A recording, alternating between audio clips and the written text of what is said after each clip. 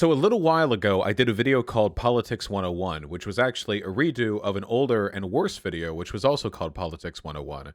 And I guess I'm going to call this one Politics 102. One of the questions that I get really, really often is, what does X term mean? Like, all the time I get this, like, what does Nazbol mean? Seriously, what does fascism mean? Like, actually, what does liberal mean? What does neoliberal mean? You know? I get these all the time, all the time.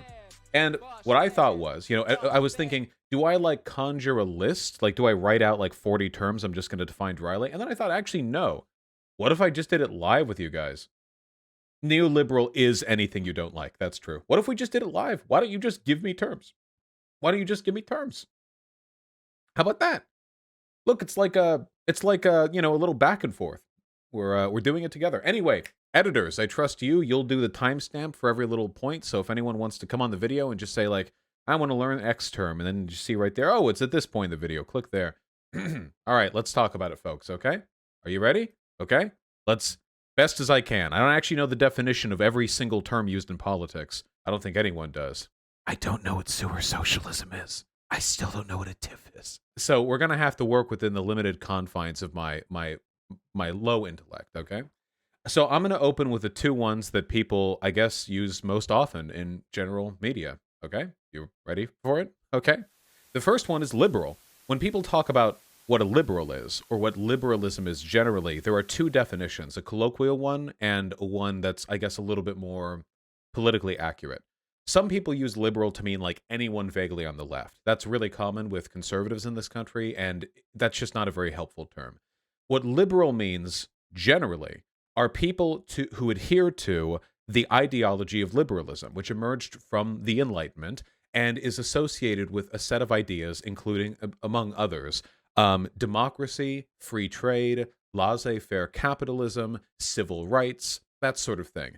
Basically, most countries today on Earth are informed in some way by the Enlightenment and by liberalism. The economic system that it's paired with is usually capitalism, because capitalism is meant to be sort of an evocation of these principles of freedom and egalitarianism. And politically, liberal governments tend to defer to things like constitutions, like democracy, a republic, representative interests of the population being represented in government, that sort of thing. Liberalism is today, by far, the most influential political ideology. A lot of people think liberalism is like this hard stop wall, and then like past that you have a bunch of other definitions. It's not actually true. There are elements of liberalism that feed into fascism, and there are elements of liberalism that feed into socialism. So, for example, the ideas of democracy and egalitarianism are ones that are very typically evoked by socialists, and those are liberal ideals.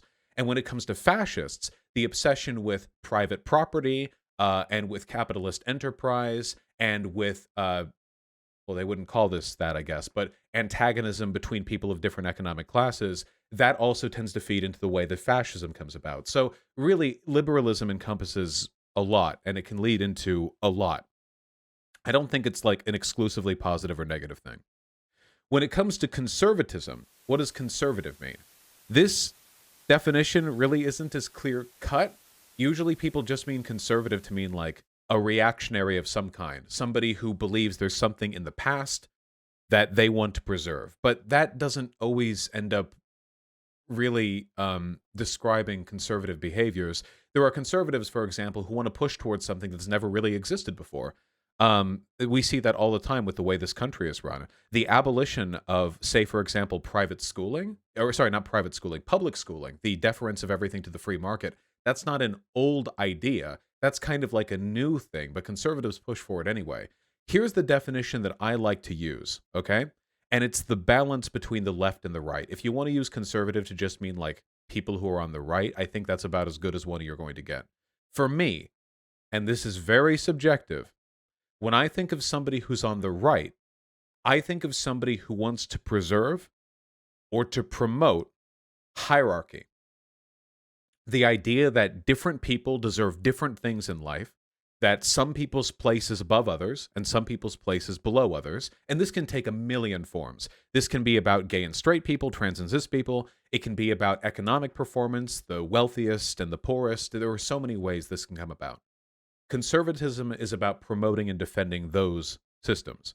Yeah, a natural order of sorts that needs to be preserved. And you see this all the time in conservative policy. Pretty much all policy that Republicans push for today in America is conservative in the sense that it seems to either preserve or exacerbate some kind of inequality. On the other hand, when I say something's on the left, I say the opposite, that it's a push for egalitarianism, an effort to flatten the hierarchy, to make it less uneven, less hierarchical. So those are really vague general definitions that I tend to use, and I think they explain right and left tendencies better than any other simple definition. But if you want to just say something's conservative, I would just say it's to the right, or it's promoting a hierarchy. So that's liberal and conservative. Put down flatly, I defer to all of you. Hit me with it. I want to see terms. What is classical liberalism? Classical liberalism generally just refers to the original ideology of liberal philosophers. So classical liberals tend to defer back to Enlightenment thinkers for political and economic solutions to today's problems. Of course, there are a lot of people who will say they're classical liberals when in reality they just mean they don't actually know what liberalism is. So, libertarianism. Libertarianism is a big one. So, libertarianism originally was a left-wing term. You're not going to guess this, but the word libertarianism was actually about maximizing liberty. That's what it came from. And the reason why this is fundamentally like a leftist principle, if you actually read Marx, I say, having not read much Marx, what Marx was concerned about first and foremost was freedom. The idea that everyone in society, workers, everyone, should have maximum freedom. The ability to the greatest possible extent, pursue what they wanted to do in life. That's what libertarianism used to be about. Lefties used to promote that to the greatest possible extent.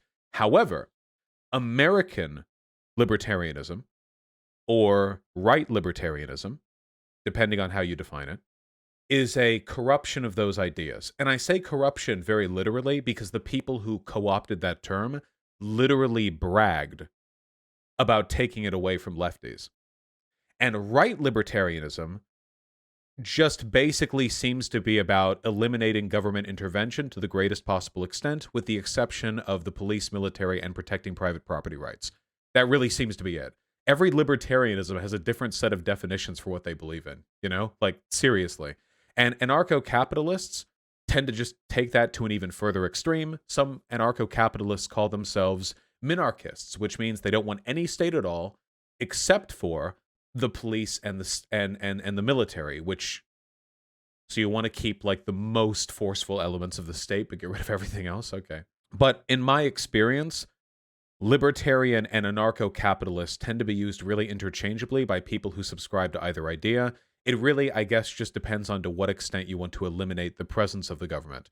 Now, I don't think that right libertarianism is real libertarianism, in large part because the point of original leftist libertarianism was freedom from hierarchy.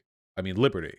Whereas anarcho-capitalism and right libertarianism defers a lot of power by default to corporate entities. We saw how this played out back in the old days of homesteading in corporate towns.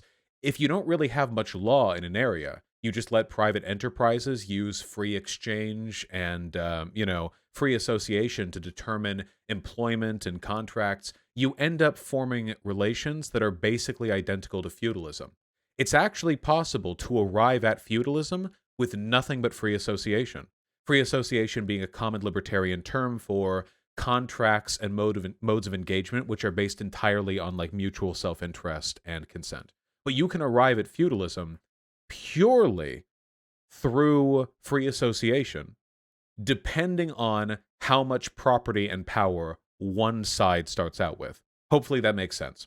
So I think that anarcho-capitalism, libertarianism, in the ways they tend to be described and evoked, they tend to fall similarly on a spectrum. What about progressive and reactionary? Progressive and reactionary, honestly, I just think are used synonymously with left or right, respectively, though in line with social issues. A progressive person is a person who wants the abolition of hierarchies in social issues. A reactionary is a person who wants additional hierarchy or to preserve existing hierarchy in social issues. I think that one's fairly straightforward. It's basically just the identity-based line of right versus left. Let's see. State capitalism. State capitalism has a couple of used definitions, but the most common one that I see, and the one that I like to use most, is a authoritarian state, which is capitalist in enterprise. It has mostly free trade, private ownership of property, property relations, that sort of thing. But the interests and the productive elements of those capitalist enterprises are done in the service of the state. Think of it as capitalism with extra nationalism sprinkled on top of it, you know? So there are different ways of expressing this. For example, there was a ton of privatization in Nazi Germany. In fact, the term privatization was coined for what happened in Nazi Germany. But do you think those corporations had the ability to make what they wanted and sell to who they wanted?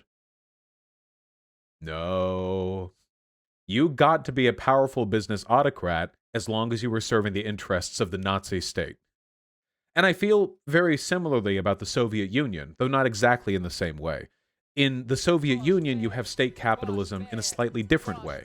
You preserve a fundamentally hierarchical system of economic production, so you have party officials in the Soviet Union dictating labor distribution and the way these workplaces are run, and the wealth and power of these workplaces are deferred to the economic upper crust. But all of this is done in the service of the state.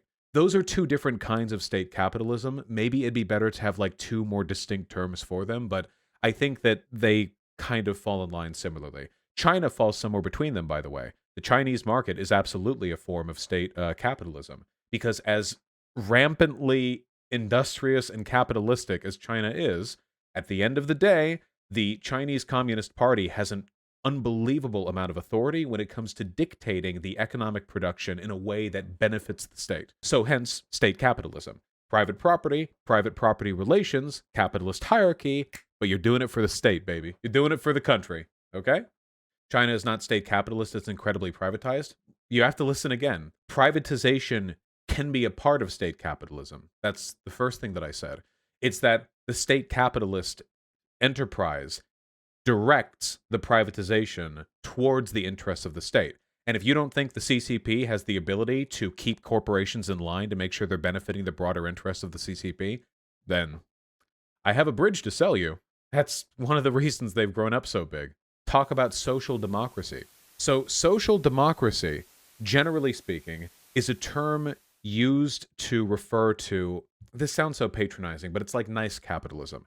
Capitalism has a lot of externalities, and a lot of harm is done by the ways in which the wealthy and the poor, the owners and the workers interact with each other. Social democracy is essentially, what if we maintain the basic, economic elements of capitalism, but then we use the taxation that we derive from the population to put into social programs and wealth redistribution programs. And basically, you keep the economic system, but then you use the incredible wealth derived from it and redirect it towards the interests of the population.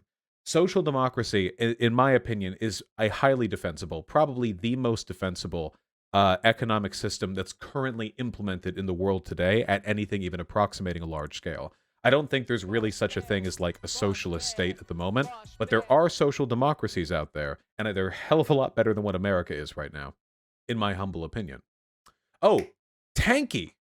So this is one that I get a lot. Tanky is one that I cover a lot because I argue with these people all the time. So I've talked about this in the past, but when I describe a Tanky, what I'm usually saying is an authoritarian whose aesthetic interests lean towards Soviet or communist aligned countries who are principally interested in opposition to American political hegemony rather than a positive interest in certain ideological positions. So one thing that I've noticed when I argue with Tankies, for example, they very, very, very rarely talk about the working class. So rarely. The people who they talk all the time about Cuba, Vietnam, North Korea, China, the Soviet Union, Assad, whatever, they talk about leaders. They talk about states. They talk about military and revolutionary activity. But so rarely do they talk about the working class, which is kind of the point of socialism, a little bit, kind of an important one. All right, I'd say fairly essential to the whole equation. I often call Tankies red fascists, and when I say that, I'm being sincere, I noticed a lot of the same tendencies from them just being reflected onto a different set of national aesthetics. Take, for example, when I was arguing with Uyghur genocide deniers, they engaged in a lot of the same tendencies. This ethnic group has tendencies towards violence and they need to be cold and or disciplined.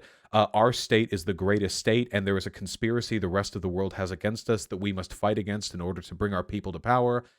Like you run it all down, like hyper nationalism, hyper like xenophobia, really often weird like reactionary takes that they'll bust out if it's convenient to the interests of the look. One thing I remember most fondly, I was talking with a person who was defending Stalin, and he was saying the reason why Stalin sent gay people to gulags was because of Western imperialism. That were it not for the tyrannical boot of America and America-aligned nations the world round, Stalin would have let the gays go, but he just had no choice. That's one of the vibes that I get. So I tend to call them red fascists. If you see me on Twitter for any length of time, you'll probably see me arguing about or against one of these types of people. But yeah, that's generally what I mean when I say tankies. What's the difference between tankies, Nazbols, and Nazis? That is an excellent question, and for me, the difference is largely aesthetic. So, I just described what a tanky is. A Nazbol it means national Bolshevik, but that's colloquially what it tends to refer to is something called a Strasserite, or a left-wing Nazi. That seems oxymoronic, but what it really refers to, there was a wing of the original Nazi party that was under, one of the sub-leaders of the Nazi party, Strasser, and he was a leftist in the sense that he believed in a proletarian revolution against the bourgeoisie. That sounds pretty leftist, right? Except he wanted a white Aryan proletarian revolution against the Jewish brown black bourgeoisie to secure an ethno-state socialist country. Basically, it's what if you took a Nazi, but you added revolutionary class politics onto it, you know? Now, sorry, the Strasser brothers, not one person named Strasser, my apologies. Now, with all that being said, in my experience, usually people who call themselves Nazbols or third positionists, that's another common term that tends to overlap with it, they seem to care a lot more about the Nazi part than the socialist Nazi part, you know?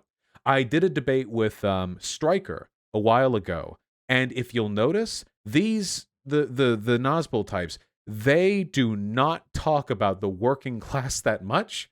They really, really don't, much like tankies. It seems like the only times they evoke the working class socialist rhetoric is when they're using it as some kind of smear against like bourgeois democracy, some kind of smear against like the existing political order. But it's done in the service of a broader ideology. Nazism. The original Nazis did the exact same thing, by the way. The original Nazis, they were very dishonest about their political intentions before they actually came to power. They had these long lists of pro-worker policies that they were promising the poor, underserved German population. All this went out the window when they achieved power. It's a cynical way of appealing to a desperate middle class with socialist rhetoric, which has always been very effective to the desperate, before tossing it out in favor of, well, Nazism. So, in essence, what describes the difference between tankies, Nazbols, and Nazis? In my opinion, the rhetoric they use to achieve their goal, which usually ends up being an ethnically homogenous authoritarian state that wields private enterprise as a way of securing state domination, which promotes conspiracism and xenophobia against the outside world, which suppresses human rights in favor of a narrative that pacifism is trafficking with the enemy, etc., etc. I feel like they lean in very similar directions. Are they all the same necessarily? No, they're not, but man, do you start to see patterns when you've argued with enough people like that.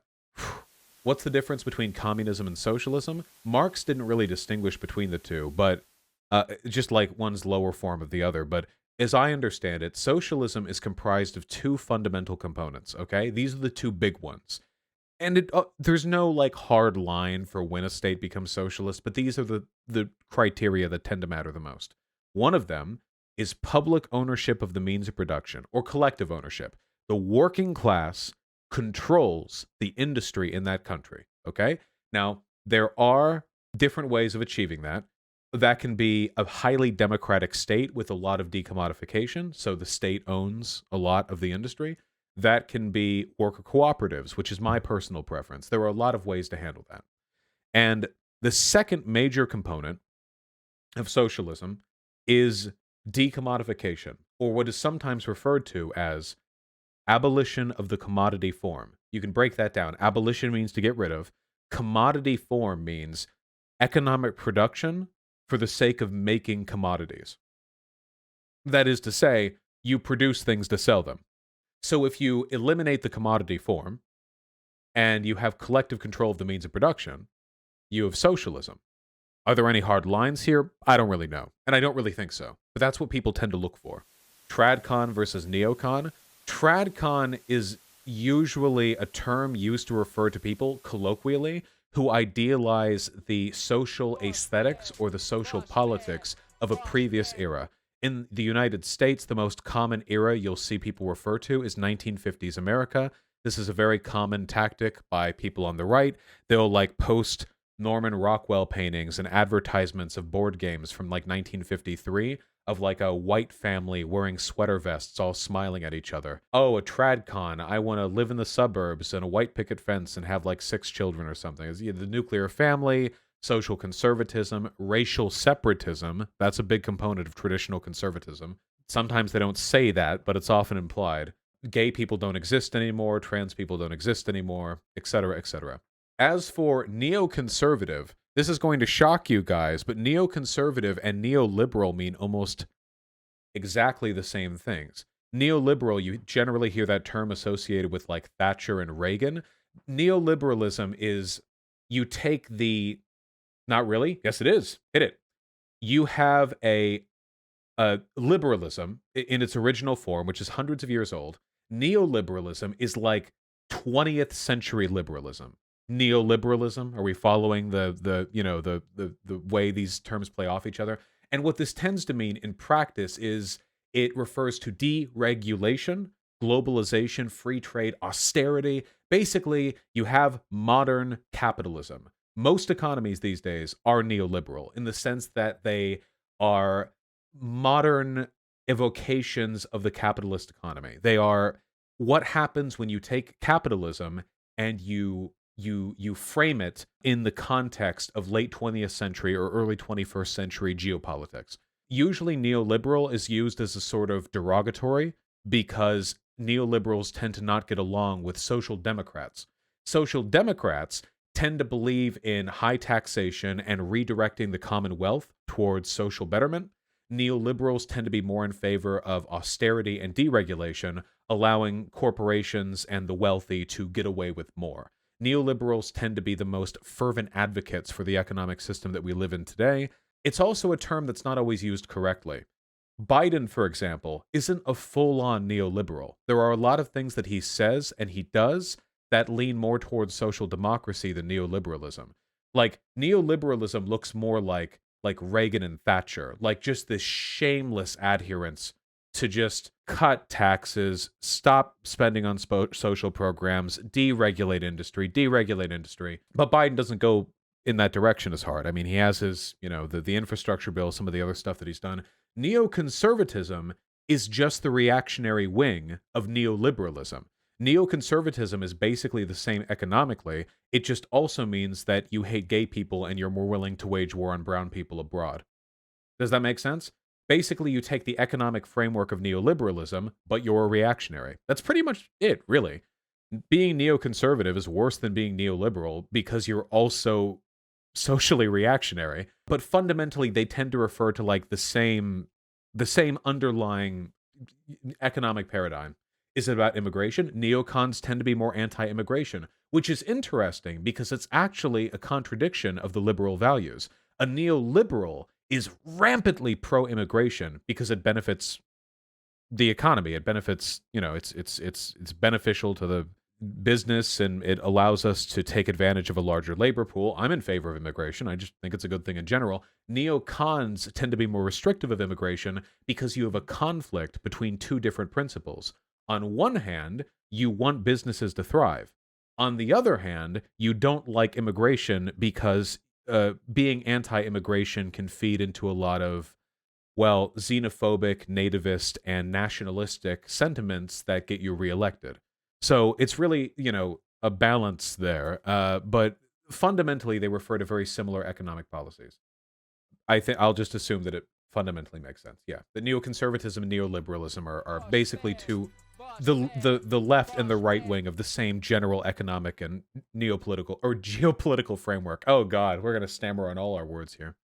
Critical race theory, please explain it in full. Oh, sure. We're breaking a little bit from the basic political terms here. So critical race theory, essentially, and this is really, really simple. Critical race theory is basically, what if you took critical theory and you applied it to race?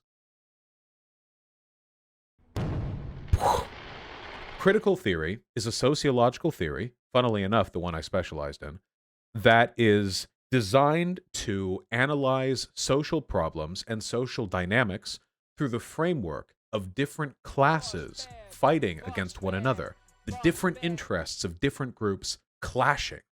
So a critical theorist might look at American society as the product of hundreds of years of clashes between groups with different ideological and identity-based goals.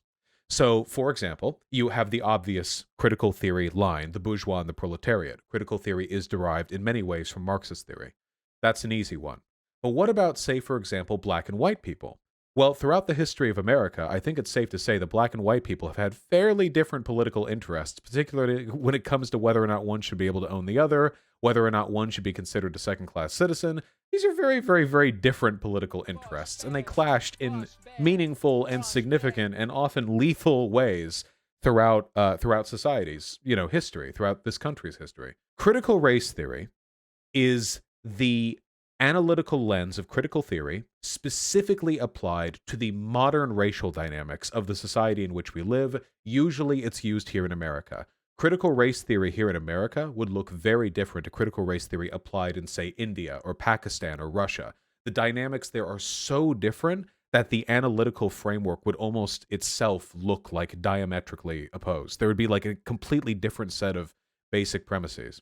The Republican Party does not like critical race theory, in large part because critical race theory encourages people to understand that America's history is a fundamentally racist one. A lot of people interpret that as some kind of smear on white people. It is certainly not. There is absolutely no denying that people in power in America have spent centuries trying to use that power to disempower and disenfranchise black people. There is no getting around that. That is a fact. Just a fact of the matter, and learning about that makes us all stronger. It's not meant to make anybody feel guilty. I am white. I have never felt guilty because I am white. I will never feel guilty because I am white. It is just a matter of analyzing the world through that lens.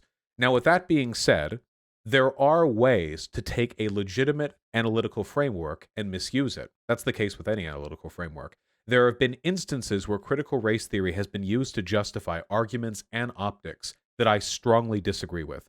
For example, with regards to Robin DiAngelo and that Coca-Cola PowerPoint that I went over some time ago on stream, that would be an example of taking the tenets of critical race theory and using them in a way that I think is diametrically opposed to the outcomes one should look towards through the sociological theory. Does that make sense? What about technocracy?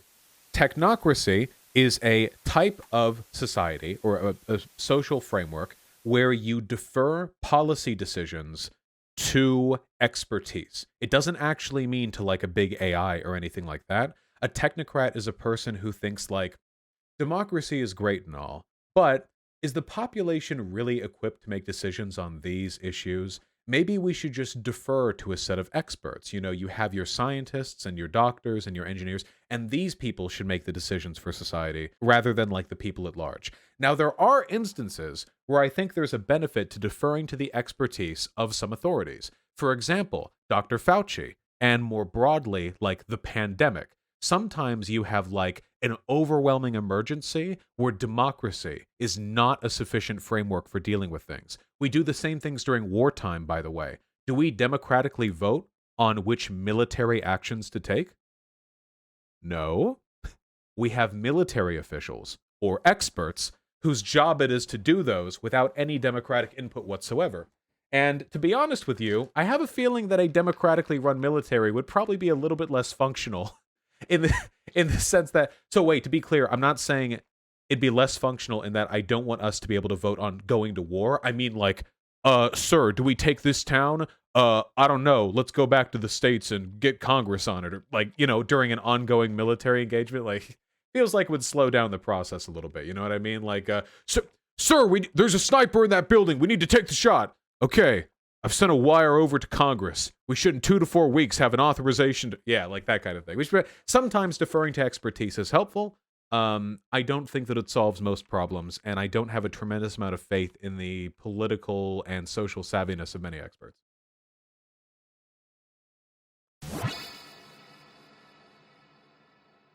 I'm being a little hyperbolic here with my military technocracy example, but I'm sure you can understand that in some emergency situations, deferring to an expert can be very, very helpful. How about a meritocracy? A meritocracy just refers to a society or to a system that is where people's positions, where the benefits that people receive are determined by their performance, by their merit. A meritocracy, it's determined by their merit. I think most people would agree that a meritocracy is a utopian system. The idea that everyone gets what they deserve as a political system is achievable in the real world is ridiculous. Like, it's self-defining. What is a meritocracy? Well, everyone gets what they deserve. How do you determine who get what? What? Well, whatever they end up with is what they would have deserved because they get what they deserve. You know, like, wow, that sounds really cool. How do you do that? If a person ever says that we live in a meritocratic system, you are legally allowed to tie their shoelaces together when they're looking away so that they trip when they try to walk. We do not live in a meritocratic system. Nobody does. Political and economic systems are not meritocratic. There is a huge amount of luck and bias and cultural and hereditary influence that plays into people's success in life. It's probably always going to be that way to some extent, but there are ways to alleviate that.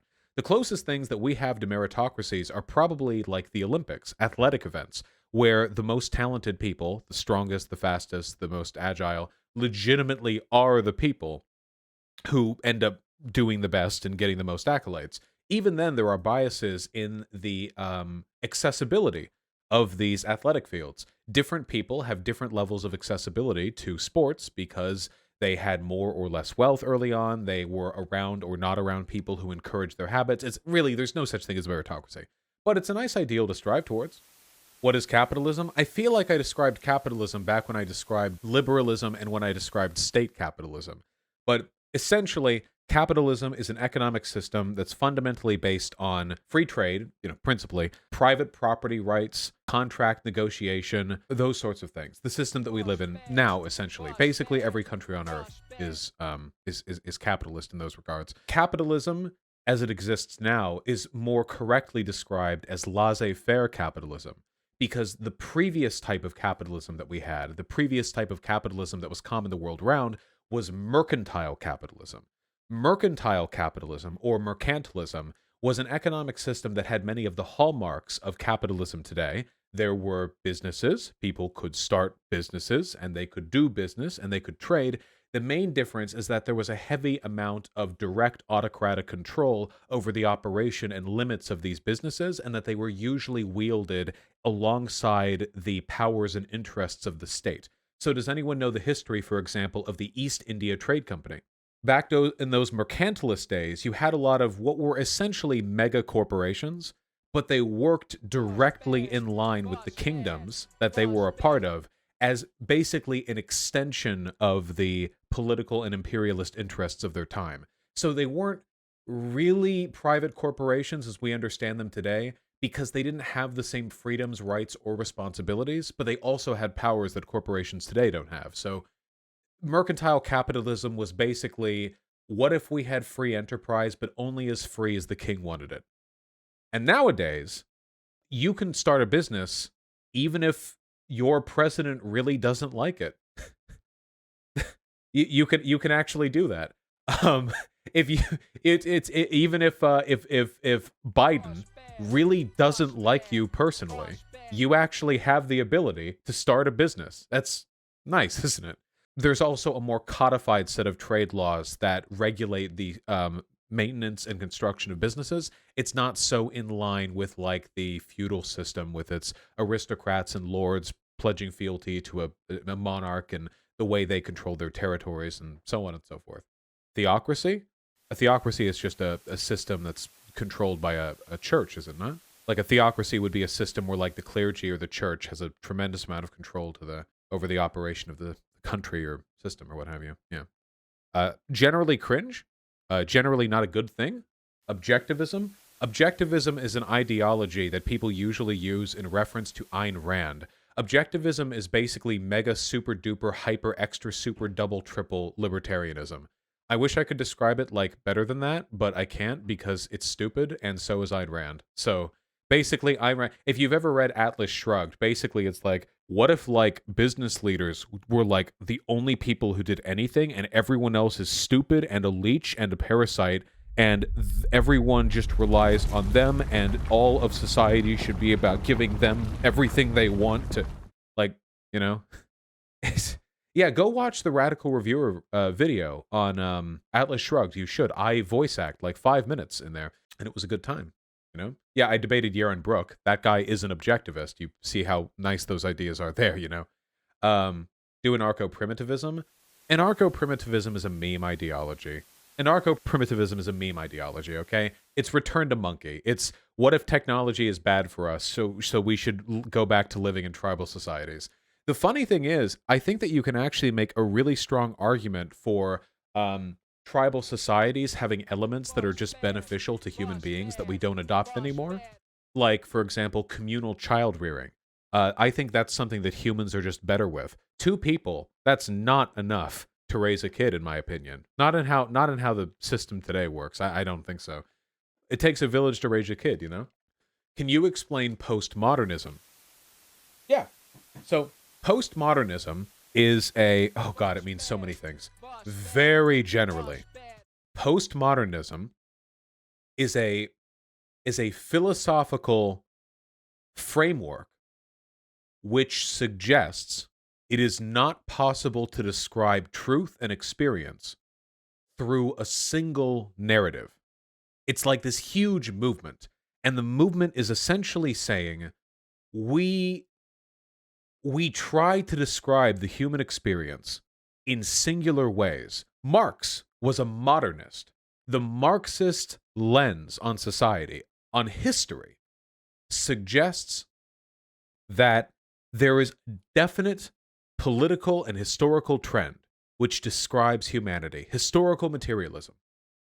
And if you understand this trend, you understand human historical progression. Now, Marx wouldn't have been so arrogant to assume that there was no other potential explanation for human civilization, that there was no other truth. But he would have argued that that is the truth. Like, that is the truthful thing. That is a modernist position. But postmodernism suggests that you can go beyond that, that the idea of there being a fundamental truth, a fundamental understanding of reality, isn't true. This is why people make fun of Jordan Peterson for the term postmodern neo-Marxist, because Marx was modernist, and postmodernism is not modernist, it's postmodernist. So that's why people tend to make fun of that term. Because it's neo-Marxism. Neo-Marxism isn't a real thing. I don't know what that means. I don't know what neo-Marxism means. So again, I'm trying to describe that's maybe one of the most complicated philosophical movements in all of human history down into like a couple of sentences. But generally speaking, the line is there is no one truth. Now keep in mind, that doesn't mean there's no such thing as truth. A postmodernist can make statements of truth. They would say that this is but a framework, a lens, a single facet of a broader understanding that no single narrative can hope to encapsulate, that there are many truths. And I generally agree with that. if that makes any sense. We all know neo-Marxist is just a dog whistle. Yeah, well, it's all like Frankfurt School stuff, but I don't think there's like an ideological trend called neo-Marxist, you know? God. What is market socialism? Market socialism is an economy which has achieved one of the two preconditions of a socialist society. Namely, you have succeeded in turning over the means of production to the workers. I like this through worker cooperatives, but you still have a market economy. So market socialism. Market socialism is, in my opinion, a very effective, plausible, and realistic transitionary step towards full socialism, where we work to further decommodify. That being said, I do think that markets have a place in any society, and that it's really about finding ways to maximize their utility and minimize their negative externalities. Why do people say that's not socialism? A lot of people enjoy gatekeeping and purity testing when it comes to the definitions of things like socialism because, and I'm going to be totally real here, socialists get so few L's in the real world that they don't have much to do other than gatekeep other socialists to feel better than people who they could otherwise be working with. Unfortunately, given that there are no functioning socialist states on Earth right now, I guess they don't really have anything real to root for, so we all have to fight with each other, you know? The neo prefix just means contemporary, so neo-Marxist may be technically correct. Yeah, but there's no term neo-Marxist. Like, neoliberal doesn't just mean liberal but new, like a liberal who's like young or whatever. It means something. Neo-Marxist doesn't have that like a preset definition. I mean, you could call anything neo then if you really wanted to, because everything's new in the current moment. Anarcho-Syndicalism and Anarcho-Communism. Okay, at this point, we're going to arrive at a problem. And the problem is that there are like 27 near-identical ideologies that begin with anarcho, and I feel like arguing over the differences between them, every breath you spend on describing differences between them is a breath that you could spend fighting for the working class. But as I understand it, anarcho-syndicalism and anarcho-communism are not mutually exclusive. Anarcho-communism is just you use anarchist methods of organization and arrangement and political activism to achieve a communist society. And anarcho-syndicalism means you attempt to achieve an anarchist society through a syndicalist framework.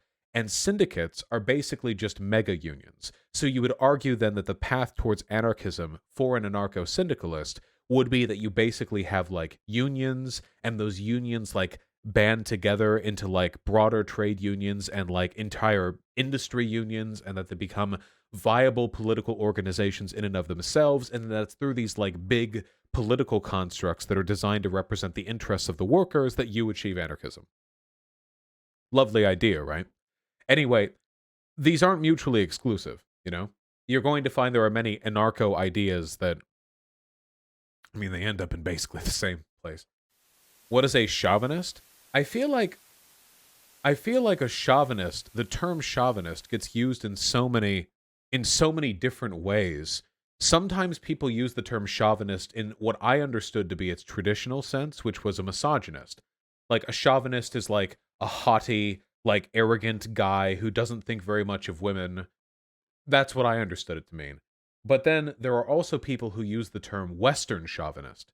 And Western chauvinist means that you're like a reactionary advocate for the imperialist interests of the global north or the West broadly. And when I see the term chauvinism used, I think the most consistent definition is that you're an advocate for superiority, or fundamentally that you're a reactionary. A chauvinist is like an individual who is promoting the supremacy of one group or one idea over another group or another idea. And even that's pretty broad, because then would you say like trans people are chauvinists of trans acceptance over non-trans acceptance? Probably not.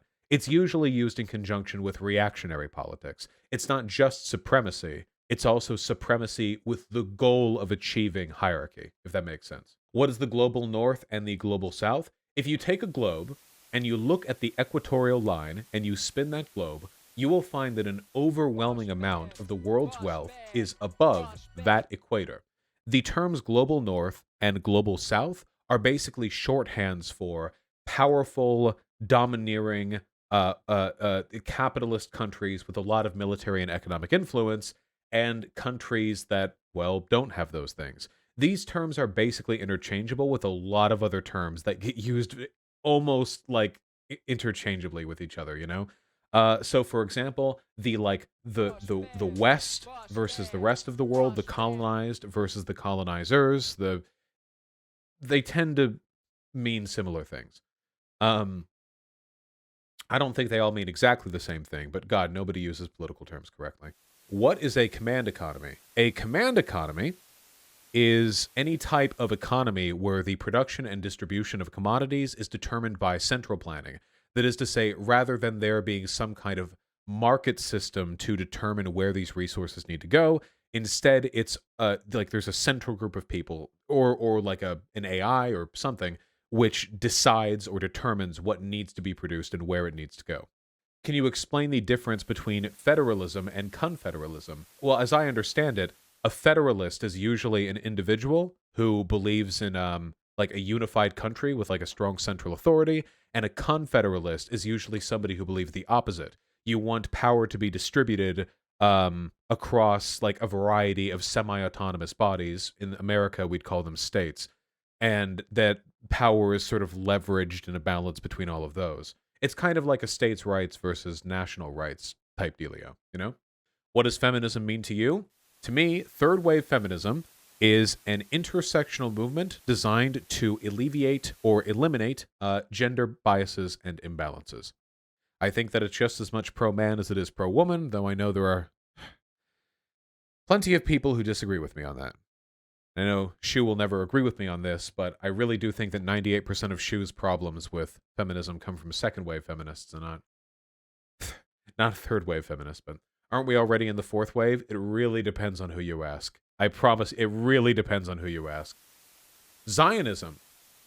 Zionism is another one of those terms that has so many definitions because it's such like a politically contentious term. I think the original definition of Zionism literally just meant somebody who wants like a Jewish homeland, you know? And now people use it to mean like everything from a person who believes the Jews should have some homeland to people who will defend literally any war crime committed by Israel, you know? And like it's this wide spectrum and you can fit like anywhere within that. Unfortunately, I see the term Zionism used to describe people from all across that spectrum. So that's my answer. It's that vague, you know? Oh God, my nose is so itchy. It's all these cringe political terms, you know? Is it like the difference between black separatism and black nationalism, Vosh? It can be. I mean, it really depends on the intentions of the person who uses it. What does paleo mean before other ideologies? I think paleo generally is just... When people use paleo, I mean, it means old. That's what the term technically means. But usually when I see it used like as a political prefix, I don't think it always means that. I think basically paleo... the only time I see paleo used is paleo-conservative. And I think it means like super Tradcon, basically. It's also a term that I've only seen used by Nazis. Paleo-conservative. Like, you have Tradcon. Okay, but that's not far enough. We're Paleocon, baby. I don't know if it means anything. It seems like another one of those terms that's kind of like an internet meme term, where it doesn't have like a really strong basis or... you know what I mean? What is a democratic socialist?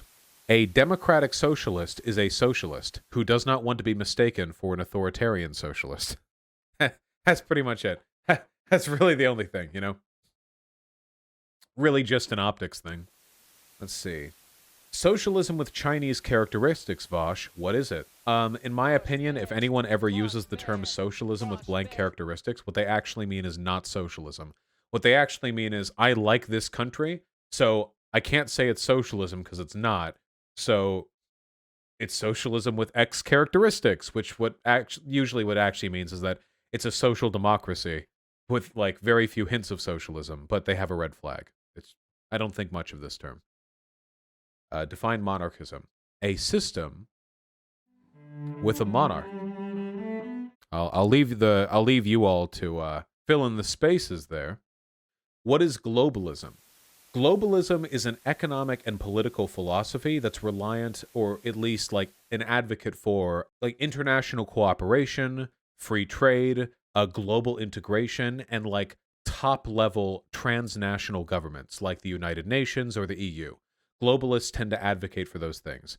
If you want to come off like really cool when you're a socialist, you can just say you're an internationalist, and it means basically the same thing from a leftist perspective, but people won't look at you like you just said you're a Hillary Clinton supporter.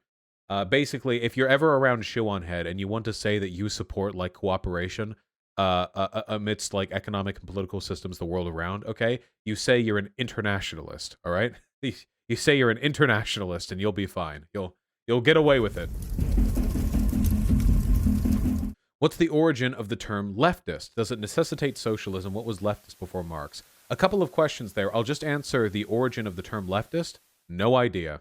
Everyone has a different definition of leftist. Some people mean it to use anybody who's on the left broadly, like a Democrat. I tend to use it to refer to people who are socialists, people who want to replace capitalism with a socialist framework who are progressive. For me, it means progressive socialist. But some people would say, like, for example, Sam Cedar is a progressive. He's not a socialist, but he's a heavy social democrat. If Sam Cedar called himself a leftist, would I really argue with him? When he agrees with me on like almost any fight that I'm going to take with the current American political system? Like, I don't know. I feel like it's pretty broad. Pretty broad, you know? What is a race realist? The term race realist is a dog whistle for scientific racist. A scientific racist is a person who tries to justify racism by presenting, they call it scientific, by attempting to present scientific evidence which indicates that there are significant differences between racial groups, both physically and mentally, and that they usually then lead into political prescriptions afterwards. You know, they like lead into it from that point. It came from the French Revolution, the term leftist. Interesting. I didn't know that. What is intersectionality? Intersectionality is a sociological framework, a very essential one. I will always go to bat defending how based intersectionality is. It's a framework which essentially says there are a million ways in which every individual, in which every person, every system benefits and harms people. Me, for example, I'm white. Most of the time, that's to my benefit. Almost always, that's to my benefit. I'm straight. Wait. Oh God. Oh my God. I'm buying into the memes right now. Don't listen. I'm not straight. Okay. No. The mask came off. No. I'm I'm pansexual, which benefits because there are lots of cuties out there, but sometimes that can come back to bite me. I'm American. I'm autistic. I'm 6'2". I have fairly symmetrical facial features. I have this and that. I'm fat. I'm whatever. There are so many categories that you can put me in.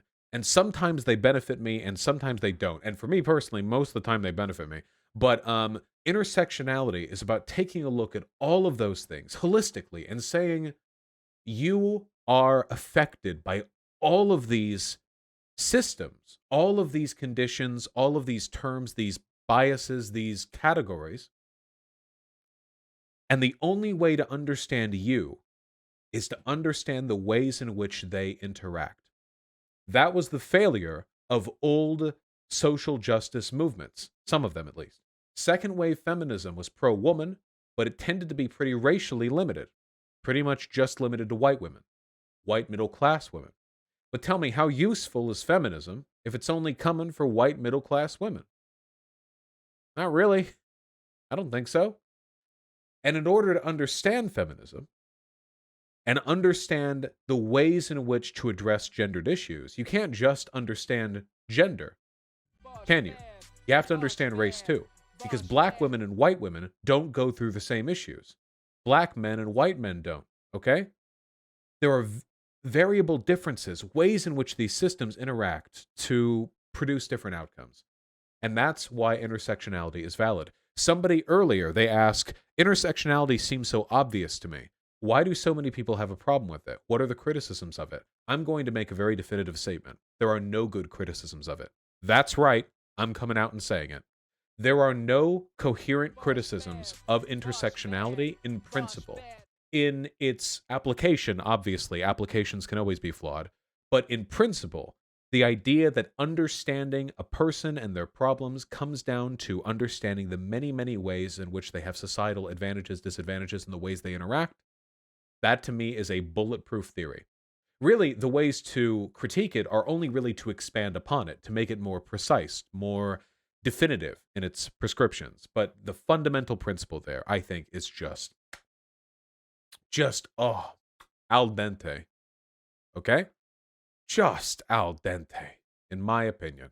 All right? What about gender abolitionism?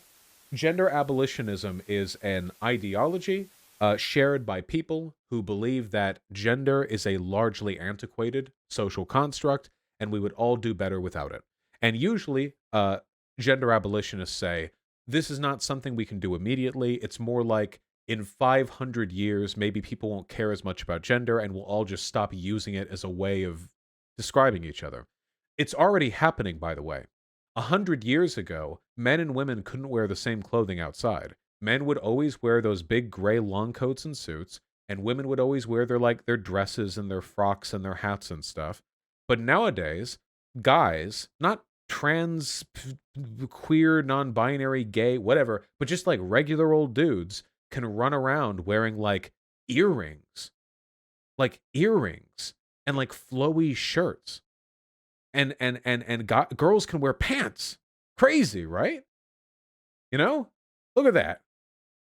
And before, 100 years ago, clothing dichotomies and things like that, they were a very heavy component of gender and of gendered roles and of gendered expectations.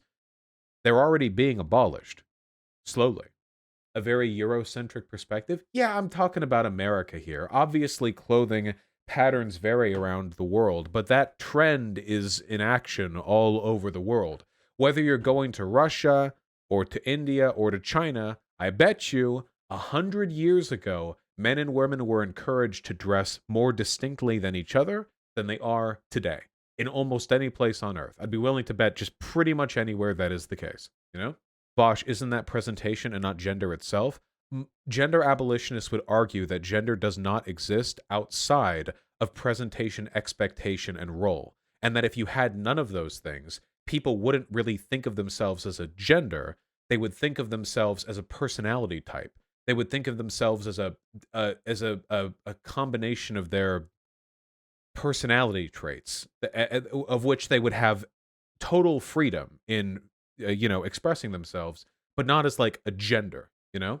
Now, by the way, this is a highly contentious subject, and a full description of the ways in which gender and sex play into each other and how much society influences them is, well, it's very complicated. But I'll say this much. As I understand gender, gender did not exist, like, as we understand it, 100,000 years ago. That most of the dimorphism we saw in the human species back then, or that we have anthropologically discovered, are mostly a product of biological roles and very simple proto-societal gendered roles. But as we understand it today, all of these like self-identifications with gender are a product of a really complicated set of social forces that have framed the ways in which we understand ourselves. Does that make sense? Hopefully that makes sense. But this is like mega complicated. So yeah, just it's just further reading important to read further, you know? What about mutualism? Mutualism is a I'm pretty sure this is an anarchist economic system, or it's one that's heavily associated with anarchists historically, and it's one that's I think it's very, very similar to anarcho-syndicalism in that it's the idea that you market anarchism. Yeah. It's the idea that it's through the economic production, the systems that we have today, you use those systems, you leverage them in a way to achieve equality and liberation for the working class, but you do so while maintaining the market characteristics of our society. Now, keep in mind, capitalism isn't just markets. Markets have been around forever.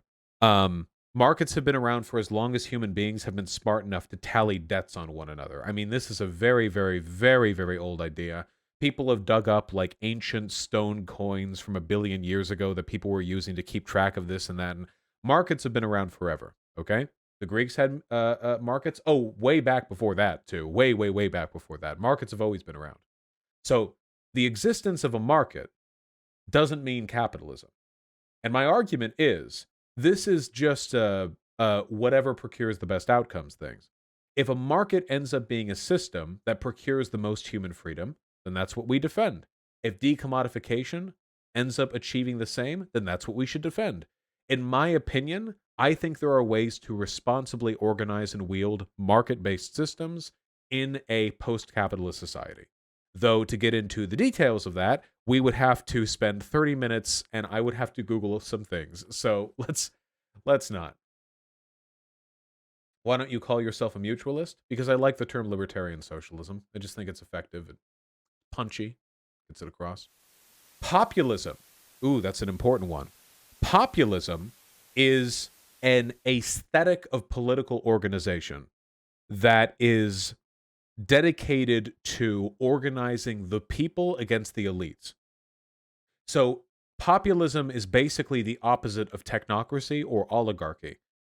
Populism is about gathering the will of the people, the interests of the people, and framing them against some group of elites. Now, populism can be applied very well. For example, pretty much every revolution and every civil rights movement has had a heavily populist element to it.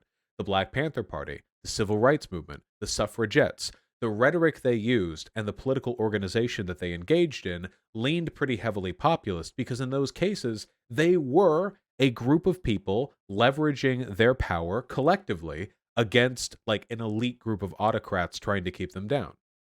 Okay. Am I a populist Vosh? I think there are elements of my... Keep in mind, populism isn't so much an ideology as it is a style of delivering an ideology. At times, I lean populist with the way I advocate for things. I'm fine with that. I think that that's perfectly defensible. There have been times where I said that I don't think right populism is a real thing. And the reason for that is because it seems like right populism is always self-defeating. Every time conservatives, not just conservatives, I'm sorry, but like the right broadly, wields populism, it seems to be in the service of strengthening or entrenching the elite that they're organizing against. Take, for example, Donald Trump. Yeah, we're going to drain the swamp. You know, Donald Trump, he's a maverick and he's going to go on in there. He's going to fix DC and he's going to fire. You're fired. You're fired. He's going to fire all these swampy DC autocrats. And then what happened? Not only did Donald Trump get in bed immediately with all of the Wall Street contractors and old school politicians that he complained about beforehand, he then he worked with them on his campaign. He pardoned dozens of corrupt officials right before his presidential term ended. He did everything directly opposite to what a person draining the swamp would want. But do his fans care? No. No, they don't. No, they don't. The people who support Donald Trump continue to use populist rhetoric in the service of advocating for an explicitly anti-populist agenda. So it's not so much that right populism doesn't exist, it's that right populism doesn't lead to the outcomes populists should probably want. Accelerationism. Ooh, that's a big one. Accelerationism is a radical ideology, mostly used on the left, but not always. Sometimes it's used by people on the right. And the idea behind accelerationism is that the best way to achieve the society that you want is to accelerate the contradictions within the current one. So an accelerationist socialist might say, hey, capitalism is cringe. The best way to get rid of it and to establish socialism is not to reform and fix and patch up the systems today and slowly elect people to slowly go about and make this change and that. No. An accelerationist would say, this capitalist economy needs to be driven into the ground. It just needs to be pile driven into the dirt. Gotta push it right down. It needs to blow up. We need to push all the problems with this country to their breaking point until they explode, and then we will be the ones to pick up the pieces. Now, I have many criticisms of accelerationism generally. I think that it's a very privileged idea because the damage to society will disproportionately affect many marginalized groups. And I also think it's ineffective because at the moment, certainly in America with the left wing, we don't have the power or numbers to pick up any pieces after the fact. We don't have that leverage. So in reality, we'd be tanking a system. Well, why? In my experience, out of anger. I think that a lot of accelerationists say what they say and want what they want because they dislike the system and want to see it burn, but they're not so concerned with the logistical challenges of fixing things up afterwards. The only, caveat that I would add to this is that I like, as Marx did, economic accelerationism. Like, for example, a general strike. What is a general strike? A general strike is a way of exacerbating the existing contradictions within an economic system. You gather the working class together and you get them to essentially shut down economic production in an attempt to raise the stakes. That's what accelerationism does. It raises the stakes. The economy gets worse while everyone generally strikes, but you're towing closer to the line. In my belief, this is an acceptable kind of micro-accelerationism because it's effective in achieving its stated goals. General strikes do tend to produce conciliatory policy to the working class. It tends to lead to things going in their favor, unless they get airstriked or killed by the Pinkertons or whatever, you know. So it tends to have favorable outcomes. So that's something that I'm generally okay with. What is an example of right-wing accelerationism? I would argue that the obstructionist behavior of Mitch McConnell is a kind of right-wing accelerationism. Mitch McConnell, for the years that he ran the Senate, just flat out did not allow necessary legislation to be tabled, to even be voted upon, making the country demonstrably worse. To what end? Well, the collapse of our government favors the right because they're in the best position to hop up on board afterwards. I would argue that is a kind of right accelerationism. Does that make sense? There are many kinds, you know, possibly, but what is a left com? A left communist is there's a stereotype of them in the lefty communities that they're like complaining do-gooders that do absolutely nothing but like purity test other lefties. Left comms tend to be progressive communists who are opposed to many existing types of quote-unquote socialist organization because they're not good enough or because they're reactionary. I think they tend to be pretty cool. People lump me in with left comms pretty often. What's funny is that left comms were the ones Lenin was criticizing when he wrote like Left Communism and Infantile Disorder, but I've since used that essay to attack the types of people who also attacked left communists. So it's silly. I wouldn't worry too much about the million billion lefty terms out there, by the way. It sounds like you just described woke scolds. Nah, when I say woke scolds, oh, that's another worthwhile term. When I describe woke scolds, I tend to talk about like progressives who are hyper fixated on purity testing and maintaining the broader progressive community as some kind of like social space where admission is determined by whether or not they think you'd be a cool person to be around, rather than it being like a broad shared political goal and movement that, you know, we all have an interest in strengthening and being a part of. It's basically me saying SJWs without me actually saying SJWs, and I'll keep doing that. How does a socialist society decommodify without becoming a command economy? A decentralized economic system. Without having market incentives and without having a single, like, commanding economic authority, you can still have a broadly decentralized system of people who propose and organize the production and distribution of resources. So rather than it being like the party elites at the Kremlin doing everything, it's like every community has designated officials who are elected in, who like organize the needs of their community to determine what is needed and where it needs to go. You never explained rainbow capitalism? You're completely right.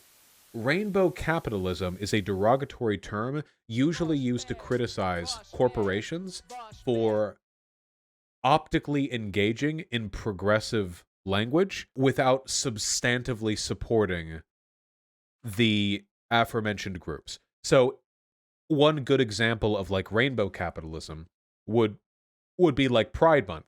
All these corporations come out with prepared messages on how valuable diversity is to them. Disney comes out with their little like rainbow flag with Mickey Mouse running across it. But Disney also cuts LGBT scenes from their shows, censors people of color and queer people from broadcasts and releases abroad, and also is fairly conservative when it comes to the depiction of queer people and non-traditional like family relations in the media they show here, you know? In fact, just today, I think, Disney has said that Loki is now like gender non-conforming, I think, or was it like agender? What was the term that Disney used to describe Loki? The news article was like Loki gender fluid. The news article said Disney is further diversifying their cast by making Loki gender fluid. Loki was gender fluid 1,000 years ago. That's not new. That's not a new thing, okay? He already was. They took a gender fluid character and then they made him presumptively cis in the adaptations. And now that it's something that they can get away with, they'll say that he's gender fluid. That's rainbow capitalism. He already was gender fluid, but now it's like, oh, they've like looked around, it's safe, there are no cars coming either way. You haven't done fascism yet? Oh my god, you haven't. That's right. Ha! So, fascism is a little bit difficult to describe for me personally because the definition that I am most familiar with and the one that I enjoy the most is from Umberto Eco. This is a definition that anybody who's watched my stream for any length of time is probably familiar with. It is a compilation of 14 points that he says describe Ur-fascism. Now, I could go over all of these, and it would take a little while, but I'm going to say this generally, okay? This is sort of a general statement that I'm going to make for the purpose of being concise, okay? When I think of fascism, I don't think of governments. I think of social trends in broader communities, warning signs that you find, an indication that a community or a movement is leaning in a fascistic direction, okay? Does that make sense? So think of it a little bit like a diagnosis of a mental illness, which is a very apt comparison, okay? When you're diagnosing a mental illness, you can't just, for the most part, a doctor can't just like hear like 2 lines from their patient and check it off and go like, oh yeah, that's that. It's usually more complicated. You have to dig into the thoughts and the patterns and the behaviors and the beliefs of the person you're talking to really understand the diagnosis. So when it comes to fascism, okay, here are some broader trends to look out for, okay? Think of it as political advocacy defined by some of these ideas. And I'm just going to list it off, okay? A worship of tradition and a rejection of modernism, i.e., we must return to the past. Modern society is degenerate. It is corrupting us. We need to return to the old ways. A promotion of action and advocacy over thought. Don't engage in introspection. Act. Fight. Fight for what is yours. But don't think about it. Thinking is emasculating. An obsession with right think and wrong think. If you disagree, this isn't just an intellectual exercise, it's treason. Disagreeing in a fascist society or with fascists means that you are an enemy to the people with whom you disagree. Think, by the way, of the language used in the fundraising emails the Trump campaign continues to send out. Hey, I notice you haven't donated in 90 days. If you don't donate soon, I'm going to be forced to tell our team that you've joined the no-good commie Democrats. I'm actually quoting. I'm pretty sure I'm like quoting word for word their fundraiser emails here. If you don't side with us, you're the enemy. That's a big one for fascism. A fear of difference is a key one as well, which appeals to the same thing. An appeal to social frustration. That's a big one too. You have to take this latent feeling that something is wrong. Often it's economic frustration. That happened here in America today among Trump voters. It happened in the Weimar Republic and the mega inflation they experienced after World War One. But it's also social frustration. One of the social frustrations that fascists in America appeal to the most is the fear that white straight men are having their rights removed. You see that a lot? Now people are being anti-white. Now people are being anti-men. Now people are being anti-straight. All these things. These are the last groups you can attack these days, or the only groups that you can attack still. It's, that sort of thing. A social frustration. Okay? We're almost done now. An obsession with a plot. There's always a story. Some enemy trying to destroy us. And that enemy is both strong and weak. Depending on the rhetorical framing, that enemy can be weak, cowardly, effeminate, easy to destroy, or overwhelming and unstoppable. Think of how conservatives talk about Antifa. What is Antifa? Is it a group of thin-necked 19-year-old soy boys who turn over trash cans? Or is it a group of militant agitators who travel from protest to protest as part of a nefarious plot to destroy America? Well, depending on when you ask them, they're going to say it's either or the other. To wrap it up, keep an eye out for anti-pacifism, the idea that you are a traitor if you do not wish to engage in violence. You saw this during the January 6th Capitol riots. Remember? Republican officials who were not publicly backing the attack on the Capitol were called traitors, and they called for their hanging. Everyone is educated to become a hero. This one is a little bit more esoteric, but think of it like this. Heroism is incredibly important to the fascist because the fascist is an authoritarian, usually highly deferential to the state. A hero in the fascist context is a person willing to die for that state, or for the race, or for the Volk, or for the people, or whatever. The hero is a person willing to give their life. Do you know how many 15, 16, 17-year-old German boys died on the front lines when the Nazis ran out of adult soldiers? Quite a few. And they were told, since they were old enough to understand, since they were old enough to hear German, that one day they might be called upon to die in service of the country, and that it was their responsibility, and that they would die a hero. The cult of heroism is a big, big component of fascism, as is an obsession with machismo and weaponry. I think that speaks to itself. Selective populism, that is to say, right populism. Yeah, we need to gang up on the elites. And by we, I mean the white, straight, cisgender working class who votes Republican. We are anti-elite, except, I mean, a very small fragment of the population, proportional to the majority against the elites. And the last one is newspeak. And this is a big one. Remember the alternative facts meme? Fascism demands its advocates invent new terms whose job it is to obfuscate the meaning of the ideas being expressed. This is a fairly common one for authoritarian governments in general. It's played up in 1984, which is why newspeak is the term being used here by Umberto Eco. You take terms that are sinister and you recode them, smash them down, chop off ends of words and mix them together into some sort of Frankenstein until you have a completely new lexicon. Have you ever taken a look at a far right like pro-Trump board like the Donald back before it got nuked? Oh my God, these people were barely speaking English. Okay, they were barely speaking English. They were looking through it. The jargon that they used was just. And there was a purpose to it as well. Is it because they're cowards or what?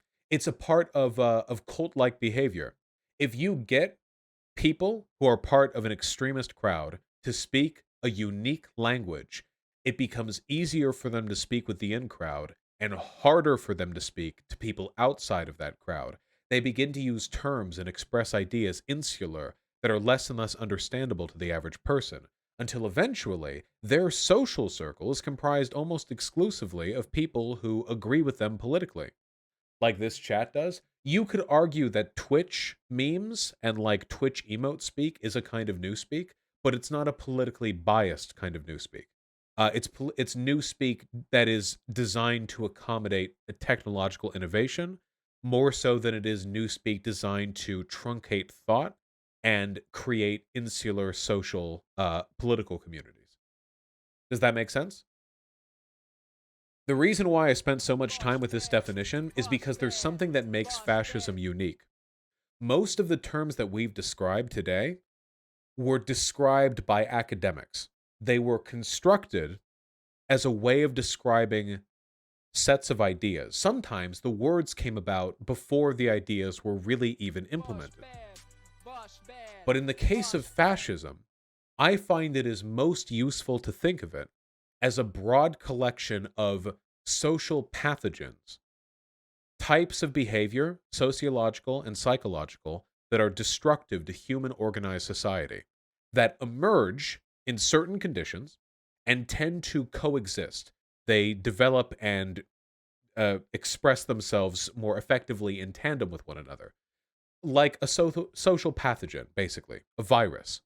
So I know that sounds kind of larby, but I really do think that best explains the history of fascism. And if you look, by the way, at the history of fascism in this country and in others, then you'll find I think that's a fairly accurate example of how it emerges.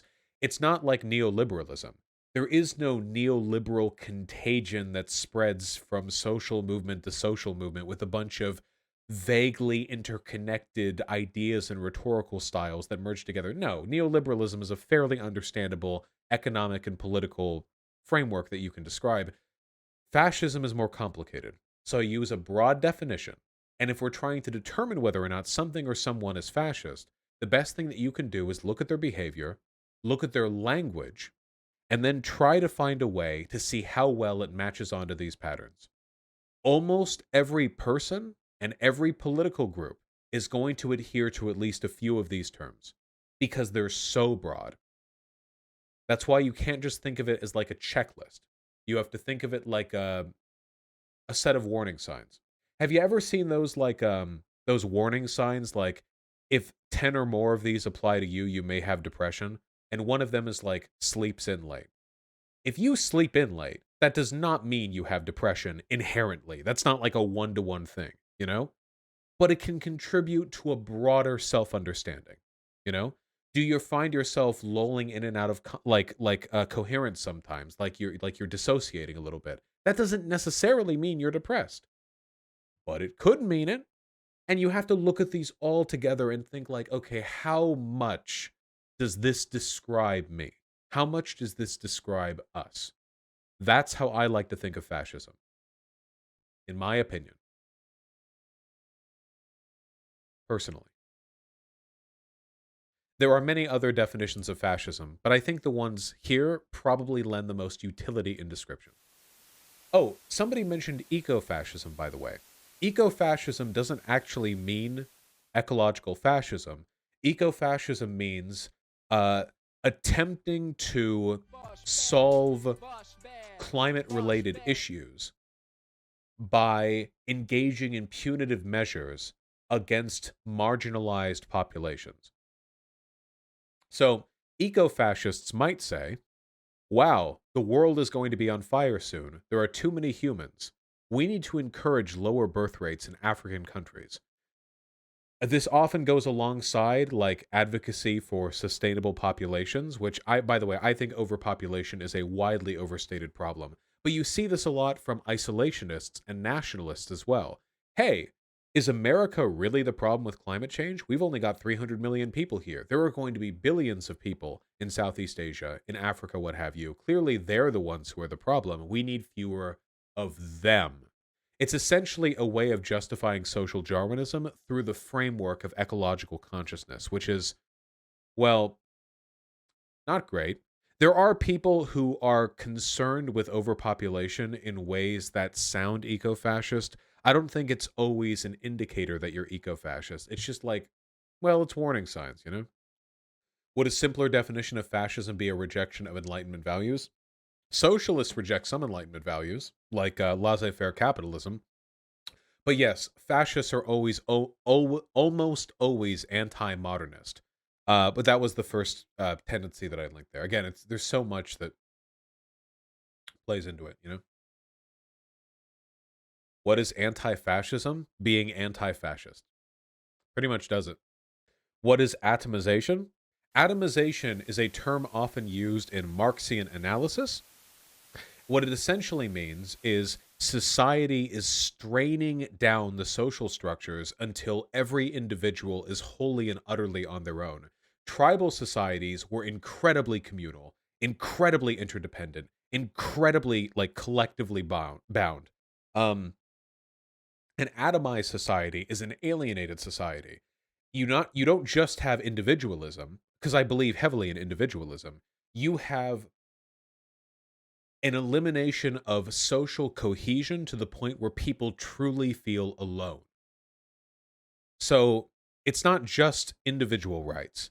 It's our economy, our family structures, our urban engineering, our workplaces, our schooling, all of it leaves us feeling so empty because nobody is directly dependent upon or tied to anyone else. At your workplace, you're just a cog in the machine, man. You can be replaced. In the educational system, you're just one person among millions being crammed through a monotonous and highly reductive educational process. Your housing, you live in a suburban housing unit where there is 30 feet between you and the next house, and you don't know your neighbors, and you never need to know your neighbors. You know why? Because you don't need a babysitter. You can call a service for that. There is an economic incentive to avoid ever interacting with the people around you. Do you need like somebody to watch your dogs? There's a system for that. You can call somebody on your phone. You never ever need to know your neighbors. You never need to get to work know your coworkers because your manager tells you that you shouldn't be talking to them on the job. You should focus on the work that you're doing. In your schooling, people are so saddled with work and so removed from the actual practical consequences of the classwork they receive, they don't actually socialize or develop formative social bonds. This is atomization. It is one of the central Marxian critiques of modern liberal society. It is largely an economic critique. You become atomized through your alienation from the fruits of your labor, but it applies to many social trends. What is vanguardism? Vanguardism is the belief that the way to secure a socialist society is through a revolution where a vanguard, a group of educated, essentially, let's be real, elites, who advocate on behalf of the interests of the working class, seize power, and then take the state apparatus and twist it into something that is beneficial for all. They use it to force the state apparatus into the confines of a proletarian state. Mixed results on that. What about class reductionism? Ooh, is Shu still here? Ha! So class reductionism is a very, very cringe ideological tendency. It is something generally done by people on the left, and it is the idea that fundamentally issues like sexism and racism and transphobia and what have you are subservient to class divides. That at the end of it all, economic divides are the principal issues here, and that focusing on or advocating for racial or gender or trans or whatever else kind of issues is really a distraction from the principal matter of class advocacy. So this is a fundamental rejection of intersectionality. Remember what we talked about with that? Rather than believing we need to look at all of these interconnected systems, instead we push them all to the side and we focus on one. Now, I do believe that class issues are probably, in a capitalist system at least, the most pressing, generally, you know? Because in my opinion, and I think most people would agree with this, I would rather be a billionaire black guy than a poverty-stricken white guy. Class issues are all-consuming. But that doesn't mean the other issues don't exist. Is Glenn Greenwald a class reductionist? Glenn Greenwald is a Republican. Glenn Greenwald used to be a class reductionist. Now he is just a conservative. I remember that I made a comment about class reductionism on Twitter like 2 years ago, and he quote tweeted me saying there was basically no such thing. And now he is basically he's like a clown running around making fun of the type of person who I would have criticized in the past for that type of behavior. So he also calls me a pedophile on Twitter sometimes. He was defending Fox News. Did you see that? He called Tucker Carlson a socialist. Seriously. All right. Do we have any other? Nazbol Vortex. I've already described what I consider a Nazbol to be. Quick refresher. A Nazbol is a Nazbol colloquially basically just means like a socialist Nazi or a person who believes what Nazis believe, but they also advocate for a proletarian revolution and for the abolition of class society. So the Nazbol Vortex is a hypothetical situation that I like to talk about. It's a term that people use outside of my community now, which is very strange to me, but I guess we'll roll with it. The Nazbol Vortex basically means I worry that we're falling into a place in this country where there are people who want far-right politics, and they will argue to left-leaning people that the only way for them to achieve their left-leaning goals is to abandon progressivism and hurtle down to the right wing. There are people who engage in this behavior to varying extents, but the easiest way to explain it would be the kinds of people who are on the left but still like Tucker Carlson. So Tucker Carlson's segments, his shows, are very far right in terms of social issues.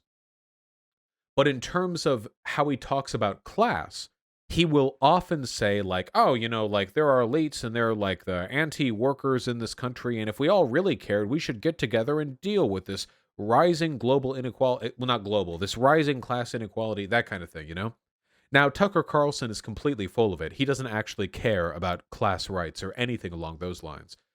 But people are amicable to this argument. And there are a lot of people who are under the impression that advocating for social progressivism is like this cringe, liberal, like pro-corporatist position that's a deviation from real, like, leftist advocacy, which is essentially argue for class emancipation through a right-wing framework. Does this make any sense? Basically, they're basically like an increasing number of people who are falling further and further to the right in an attempt to achieve ostensibly left-wing goals, class emancipation. The Nazbol Vortex. And more people are going to like swirl down towards this. It's very heavily in line with what I describe class reductionism to be. What is identity politics? Identity politics is a term people broadly use to refer to intersectional concerns that exist outside class. Race, gender, nationality, all stuff like this. Identity politics. I think it's a misnomer. I think that what we call identity politics are also class-based and materially relevant, and that class is to an extent identity-based. So I think that it's not as segmented as some people say it is. What is liberal idpol? Liberal idpol is a generally derogatory term that people use to describe either insincere or, what would you say, hollow progressive advocacy. The most common liberal idpol meme is like female drone pilot. You have a fundamentally unethical system, drone strikes in foreign countries. How do we make this progressive? Well, we have a woman piloting it, It's basically a way of criticizing liberals for grasping the aesthetic of progressivism without meaningfully effective progressive change. Also, whenever anybody mentions it, it's you post the soy face, Please explain the filibuster. We're talking about political concepts, not like specific laws in the American government. What is a blue dog Democrat? It's an old term. It's not really used that much anymore, but it's usually used to refer to like not super progressive, more conservative-leaning Democrats who were heavy on union rights back in the day. So they voted Democrat out of like class issues, not because they were necessarily progressive. Nowadays, that term isn't really that relevant, I don't think. I mean, it's not really used that often, I don't think. What is neo-Nazism? Nazism, but new. What is dialectical materialism? Dialectical materialism is a Marxian revamp of a Hegelian concept called, well, the dialectic. The dialectic is the idea that you can improve a concept, an idea, by resolving it in a dialectical way. That is to say, a person provides a thesis, an idea, and you have a counter thesis, the counter argument, and then by smashing these two together, idea and counter, the antagonisms are resolved or at least addressed, and you arrive at a synthesis. Basically, you have a concept and it's challenged, and that challenge begets an improvement to the original idea. Marx said this works in a material sense too, not just on ideas. So, dialectical materialism is the idea that social progress is driven by the antagonisms between different classes and people of different material interests clashing against each other to resolve contradictions and antagonisms in these ideas, and then eventually you arrive at some kind of synthesis. Like how the contradictions in feudal society led to the Enlightenment and the society in which we live today, if that makes any sense. Explain the culture war. The culture war is what I rather derogatorily refer to as this ongoing, meaningless, worthless engagement in these news stories and these tangentially relevant ideas that have nothing to do with most people's actual day-to-day lives, but people obsess over them. This insane, like, for example, like Republicans day-to-day, what do they obsess over? Trans women and women's sports? How is this? I mean, even if you want to talk the nuance on this, this is like the most insanely marginal. This is like a fraction of a fraction of a fraction of a fraction of the population is affected by this. But the president will talk about it. People will pass federal laws on these ideas. The culture war is a way of distracting people from real ideas and real policies that really affect their lives by jangling keys in front of their faces. Hey, hey, hey, hey, hey, hey, hey, don't focus on real stuff that actually means anything. Focus on this inflammatory news story about a building getting burned during a BLM protest, and spend 6 months having your entire set of ideas about racial politics being decided by this one protest. Hey, hey, hey. That's the culture war. It's not good. You'll find that a lot of my channel is engaging in the culture war only to pull back and say, why don't we focus on something more important? I feel it's an effective way to bring people in. Could you explain the term cultural Marxism? Cultural Marxism is a revamp of an old anti-Semitic conspiracy theory called cultural Bolshevism. Basically, it was the idea that academia and broader society are being infiltrated by Jewish leftists and that they are going to destroy white people or whatever. It was called cultural Bolshevism in Nazi Germany. Today it's called cultural Marxism. It's really that simple. Now, people who talk about cultural Marxism don't usually say it's like Jewish people. They usually say it's actually a group of economic elites with a specific hatred of white people. And they're using far-left Marxist ideas to disseminate far-left ideology, which is leading to immigration and the replacement of the white man by foreigners and brown and black people. And the supplant. It's like they do everything but say Jewish people. You see this in Jordan Peterson's lectures as well. It's basically that. Like, it's this broad conspiracy, and yeah, it's pretty dumb. Fake news versus manufactured consent. Fake news is just like a buzzword people use to refer to, I mean, I guess fake news, but Trump voters mean it to mean anything that doesn't make Trump look good. That's just kind of a buzzword, right? But manufactured consent is a concept that's mostly espoused by people who like Chomsky. And I like Chomsky. Manufactured consent is the idea that if you control the airwaves, if you control media, if you control what's said publicly, if you can guide the public discourse, you have the ability to manufacture, to construct the consent of people who listen to you. So I'll give you an example. Let's say that in 6 months, people are going to vote on a referendum in the United Kingdom on whether or not to do Brexit. Okay? Now, whether or not they vote leave or no leave on that referendum is entirely up to them. Nobody is going to force any individual to make any given choice. But if you control the airwaves, you can spend 6 months disseminating BS propaganda on how the EU bleeds the UK dry and how $18 gazillion could otherwise be spent on the NHS were it not going to save poor children in Lithuania. You'll find that as a product of your propagandizing, people are far, far more likely to vote in favor of leave. Yes, this is exactly what happened, by the way. They're far more likely to vote in favor of leave. You have manufactured consent. You have gotten people to consent to something which they otherwise would not have done so to by manipulating the information they were presented. Like the Iraq War. Yes, like the Iraq War. 100%. What is tokenism? Tokenism is the idea that people who are part of a minority group can either use or have their identities be used for the purposes of giving an informed opinion on a subject. So, tokenism is essentially like, I'm the black guy of this group, and because of that, I get to do X. Most commonly, tokens are used by conservative political groups to justify reactionary policies by having the victims of those policies advocate in their favor.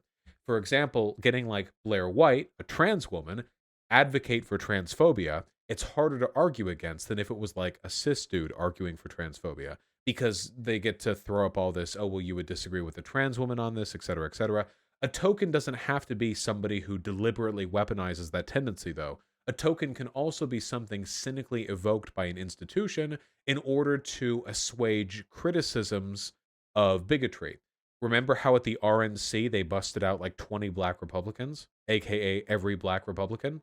They did that in large part because after a whole year of demonizing Black Lives Matter, they wanted to rope in the black people that they could with the message that they're not anti-black, they're just anti-black civil rights movement. You know? It's a form of tokenization. And by the way, all groups do that to some extent or another. It's not something exclusively done by reactionary groups. It's just a thing that tends to happen. Some people do this more maliciously than others. What is egoism? As I understand it, it's a broad set of like philosophical propositions which orient the self and self-interest as like the principal driving force of human behavior, both descriptively and prescriptively. But I don't know enough about it to make any strong statements on it. It's a little bit beyond me, to be honest. Oh, MLs. So I've been criticized for this in the past, but Marxism-Leninism, which is a common ideology for people on the left, is something that I don't think very favorably of, in large part because it seems like Marxism-Leninism doesn't actually mean anything. It's just a way of defending, like, state behavior. It seems like you hear so often this, like, socialism with X characteristics, and what it usually boils down to is we're going to adopt the aesthetics of socialism, but all of our meaningful political advocacy is going to be dedicated to defending the state, state power, and the political systems in our state that have control. Like, I so rarely hear MLs talk about workers, which is really, really telling to me. And if you look at the history of Marxism-Leninism, by the way, it was predominantly used as an ideological synthesis in the Stalin regime.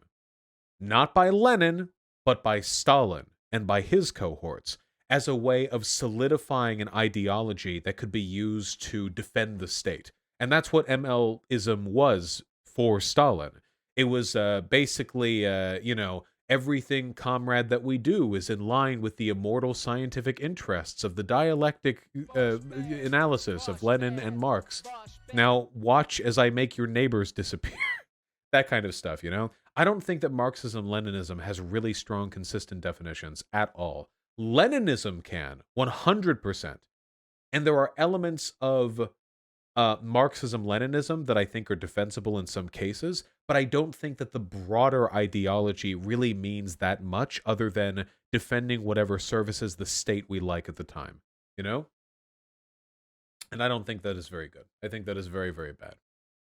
What is black nationalism? This is another one of those definitions where, depending on how good faith the person you're talking to is, you might get very different answers. Black nationalism is the idea that we should promote the economic and political independence for black people in this country. Basically, you know, Black Wall Street, like the Tulsa massacre, like that before the massacre happened, you know?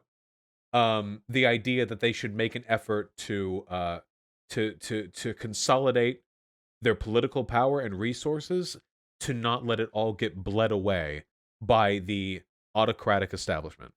There are some people who use the term black nationalist to refer to what I would call a black separatist, which are people who want to form black ethnostates, people who want all the black people to leave America, people who want to